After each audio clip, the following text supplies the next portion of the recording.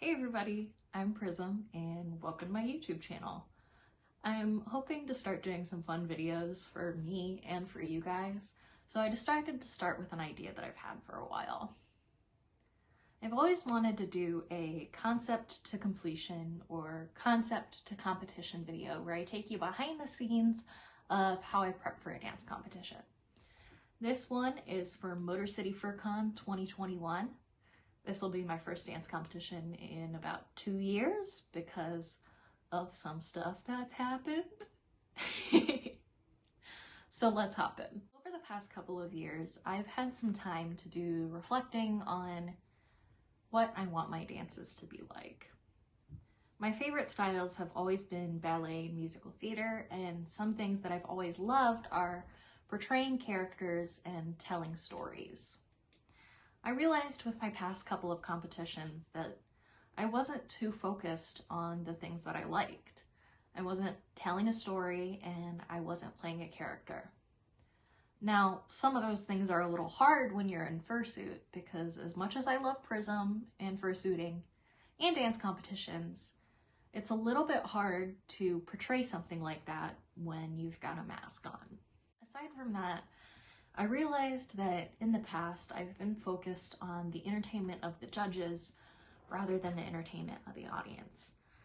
And I don't think that's quite right because I shouldn't be focused on the trophy. I should be focused on giving a good show for the people that show up for it. So with this piece, I decided to do something that I love, which is a lot of character-driven, motivated dancing that aims to entertain the audience rather than wow the judges. For a focus on the audience, I decided to go with jazzercise because it's something that anybody can do. That's how it was originally intended to be. So this was a way that I could focus on something that would look fun for the audience and be doable. So with that, let me introduce you to the process that I went through to get this piece ready. This piece was intended for Motor City FurCon 2021, but the con wasn't till October. I was really hyped when I came up with the idea for a jazzercise piece, so I started kind of early, like June early. So this started, obviously, with the music. My roommate Shade helped me with the track because he's really good at them.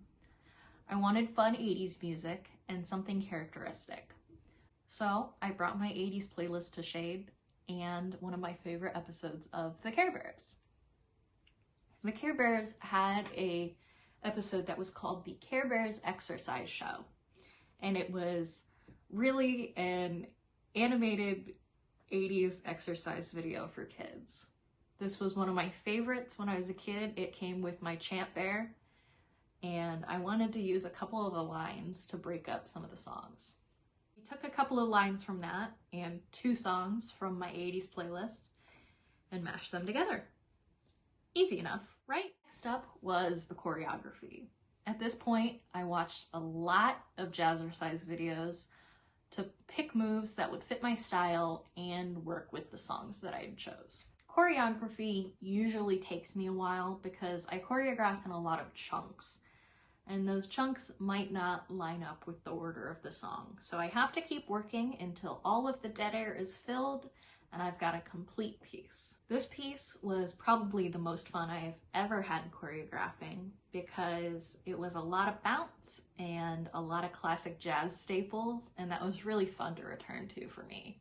My favorite piece of the choreography was probably the jazz squares into the jazz passes because those are really classic jazzercise moves, and I loved how the jazz passes went with the beat of the song.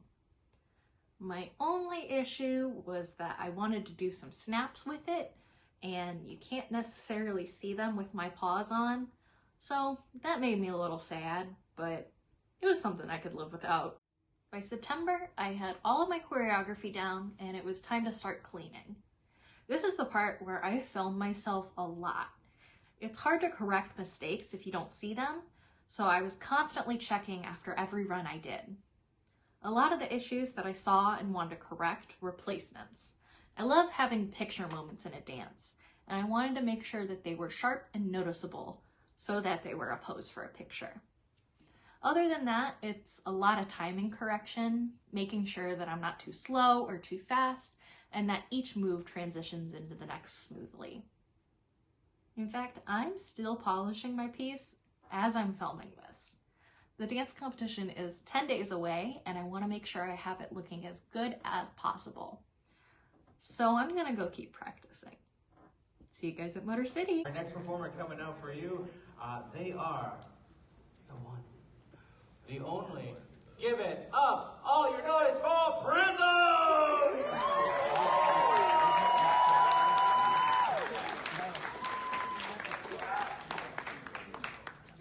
Hi, kids! Today we're going to show you how to move and groove, how to be good to your body and have fun, too. So jump up and get ready!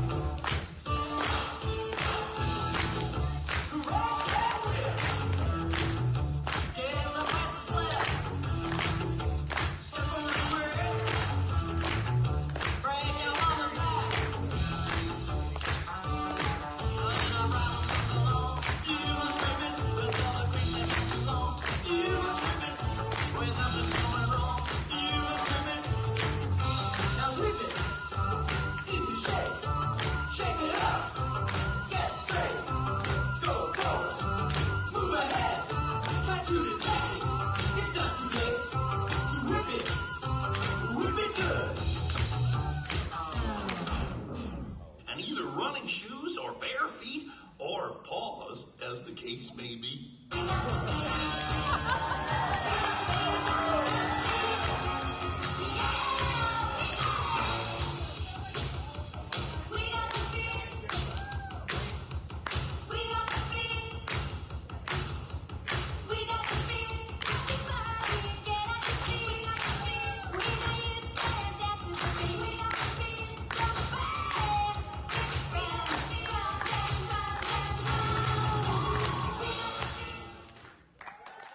So I am back from Motor City for con.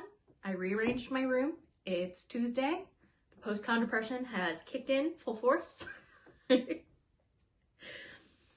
But I figured I would take a little time to review my dance. I really liked what I did. I had a lot of fun, but my ballet teacher used to say that you get 2 perfect solo runs in your entire life, where everything you get on stage and it feels perfect. And that was definitely not one of those.